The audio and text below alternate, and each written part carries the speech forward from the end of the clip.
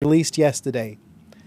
This report confirms what we already have known for 5 months, that Hamas and the other Gaza terror groups raped, abused, shot, and committed other heinous atrocities against the murder victims and the hostages, both female and male.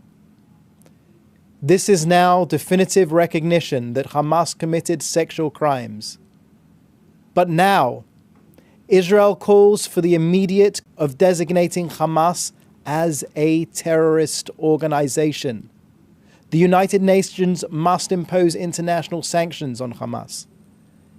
As we prepare for International Women's Day later this week, many have spent the last 5 months downplaying, denying, and ultimately delegitimizing the victims of these horrific crimes. Now, even the UN recognizes Hamas's horrific sexual crimes. We simply ask the question, wouldn't now be a great time to investigate UNRWA? On UNRWA, the more we investigate, the more we find, the more we release to you. Last night, the IDF released details of an UNRWA teacher boasting about kidnapping Israeli women. He described the innocent Israeli civilian female as, quote, a prized horse. The incriminating recording is further evidence that UNRWA staff took part in the October 7th massacre. Just to be clear, these were educators from UNRWA schools participating in the heinous massacre on October 7th. IDF intel has revealed 450 terrorists in Gaza, mostly from Hamas, are also employed by UNRWA. UNRWA must be replaced now with other organizations which have not been tainted by their support for terrorism. The IDF confirmed that it had destroyed the largest terror tunnel discovered in Gaza to date. Confirmed that just today. I have been in that tunnel. I saw that tunnel with my own eyes, wide enough to drive a jeep through. Indeed, we released a video of Yahya Sinwar's brother doing just that. Billions in foreign aid has been sunk into the Gaza terror tunnel network, which is more than twice the size of the London Underground. Money that could have gone to build schools and hospitals was spent on death and destruction. Make no mistake, this particular tunnel was built with the explicit intent of attacking Israel on a massive scale. Israelis will sleep better knowing that it's been destroyed. Next, a further update from our ongoing efforts to defeat Hamas in Gaza. Yesterday and today, in the Hamad area in western Khan Yunis, IDF raids apprehended dozens of Hamas and Islamic Jihad terrorists. The terrorists were hiding in plain sight among the civilian population attempting to flee the area. This, in itself, is a war crime.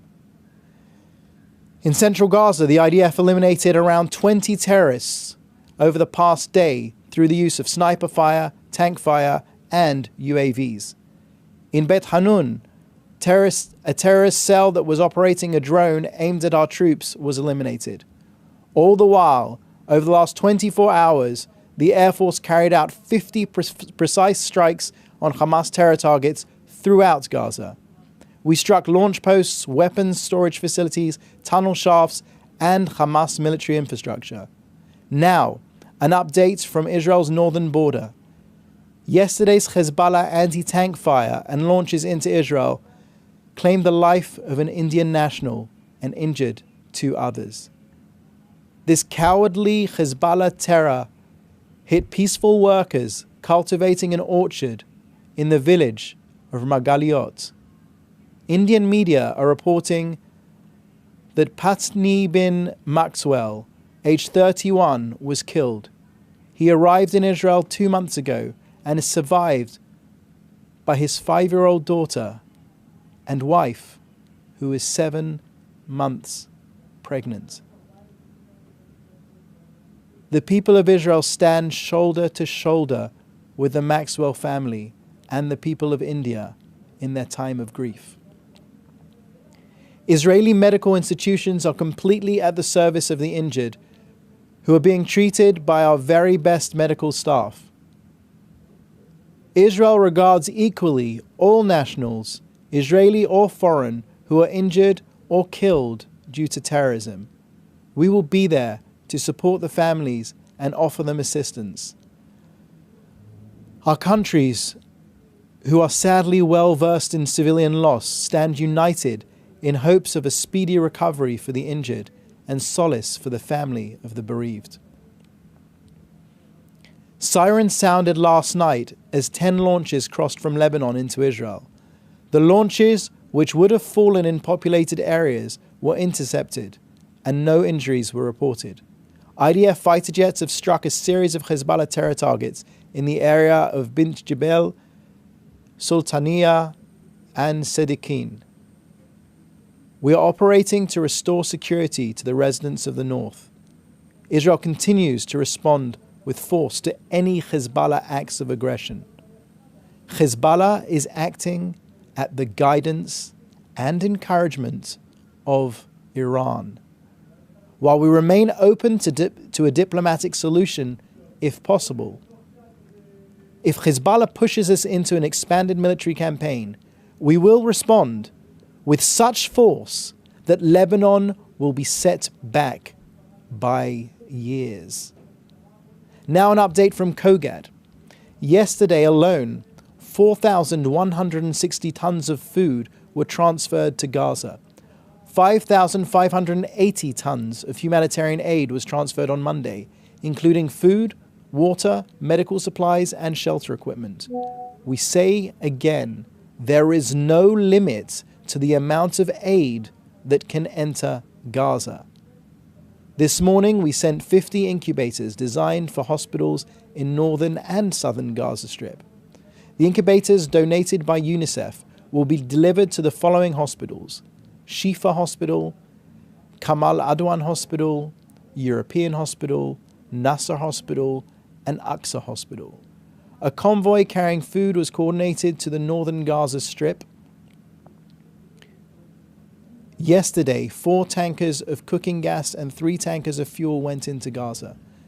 Today, between the hours of 10 o'clock in the morning and 2 o'clock in the afternoon, the IDF will pause operations in the Sheikh Al-Yamini West neighborhood in Deir el-Balah, central Gaza Strip, in order to enable movement of humanitarian aid. That brings us to the end of today's briefing. I will now take your questions. Please type them in the chat and let us know what outlet you're with. Thank you. Thank you. First question from Jody Cohen, World is One News in India.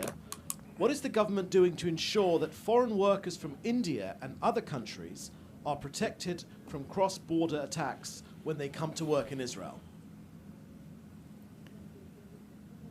The government of Israel is doing their utmost to restore peace and security on the northern and southern borders of Israel, with threats from Hezbollah and Hamas. As far as those foreign nationals, including our dear friends and allies, the Indians, which were affected by yesterday's attack, we will do our utmost to give the very best Israeli medical attention and care from our finest doctors and medical staff to those injured, and we will do our utmost to send solace and stand with the people of India at this hard time. Thank you. Another question from Emily Rose of Reuters. Is there any comment on progress made in ceasefire talks and expediting the distribution of aid to northern Gaza? Emily, thank you very much for the question. As far as the ceasefire talks are concerned, we have put our cards on the table. We have stated what we need very clearly, and we won't be negotiating via the media. We hope that there will be news And when there is news, we will give it to you. But that would mean that Hamas has to come down from their delusional positions and come into our orbit, as the Prime Minister said, to reach a deal. I will say to anyone who is concerned about humanitarian issues and humanity in general, to call on Hamas to immediately, without any preconditions, without any conditions of any kind, to release the Israeli men, women, children, toddler and baby currently being held in Gaza. It is a crime against humanity, and those 134 Israelis must come home to their families. As far as aid into Gaza, northern and southern Gaza, I will stress again that there is no limit on the amount of aid. There is questions in certain areas, certain pockets as to distribution. We've already spoken amply about UNRWA and the problems there. We are working on a day-to-day basis to ensure that aid gets to the civilians of Gaza who need it and is not stolen by Hamas and their enablers. Thank you. Question from Leah Soroka from the Washington Post. Turkish authorities have detained 7 people suspected of selling information to the Mossad, Israel's intelligence service, including a former Turkish public official. The state-run news agency reported Tuesday. Any comments? So I'm sorry, I have actually not seen those reports, so I don't have anything to add. Question from Jim Williams at Zenga International News Service, Washington, D.C. Are the food drops to Gaza by the U.S. being coordinated with the Israeli government? Of course. I mean, anything being dropped into Gaza needs to be coordinated with the Israeli government, and is being coordinated with the Israeli government. Question from Joel Pollack at Breitbart News. Could you give us a sense of the proposal for a diplomatic solution to the problems on the northern border? Is the US proposing that Israel give up territory or move its own troops back from its international boundaries? So fair play for the question, Joel, but we won't be negotiating through the media on this either. What I can say is that Israel is open and would be happy to reach a diplomatic end to the ongoing violence that we're seeing on the northern border from the aggression of Hezbollah. But that would revolve around the UN Resolution 1701. That would mean that they need to get back past the Litani River. These are not secrets. Everyone that is read up on the subject knows exactly where Hezbollah should be and shouldn't be. Now, if we can't reach, as I've said, if we can't reach a diplomatic understanding, then the military card is still very much ready to be played. And Hezbollah will regret having tried us. To quote the President of the United States at the beginning of the war, don't. Question from Alon Avital at NPR. Can you please comment on the reports saying the talks in Cairo have ended without any breakthrough or agreement? I don't have anything to add to those reports. I can reiterate again that the 134 Israelis are being held against their will. It is a crime against humanity, and we call upon the international community to immediately demand their immediate release. Now, what I can tell you historically, what we've seen until now, having already ensured the safe return of 112 of our people from the clutches of Hamas, is that one thing that works is military pressure against Hamas. Hamas understands military pressure, and we are bringing it to them. We have taken out 18 out of 24 Hamas battalions. We are moving forward with our mission. which, as stated from the beginning of the war, is to destroy Hamas, bring home every last hostage, and to ensure that Gaza no longer poses a threat to the state of Israel. Thank you. Another question from Jim Williams at Zenka International News. Doesn't the UN report on sexual abuse by Hamas automatically qualify them for terrorism status as per the UN Charter? I won't speak on behalf of the UN. As an Israeli, these things seem pretty clear. Hamas is a recognized terrorist organization in many, many capitals around the world, and rightly so.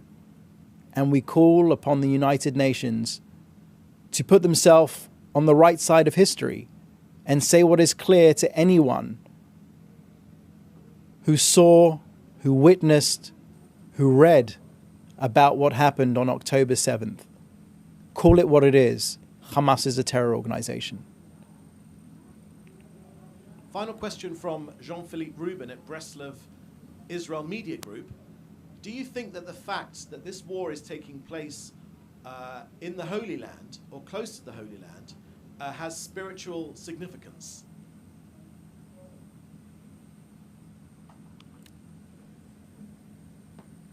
The roots of the Jewish people to the land of Israel go back thousands of years. This war is not so much about history or religion. It is a war to defend our very existence. It is a war to ensure that Jewish men, women, children, Israelis, Muslims, Christians, Druze can walk the streets peacefully of Israel. It is a war with the aim of being able to look at our children in the eye when we put them to bed and say, "Don't worry, darling. Don't worry, monsters won't come for you in the middle of the night and take you into Gaza." Thank you. That was the last question. Thank you very much. Same time, same place tomorrow.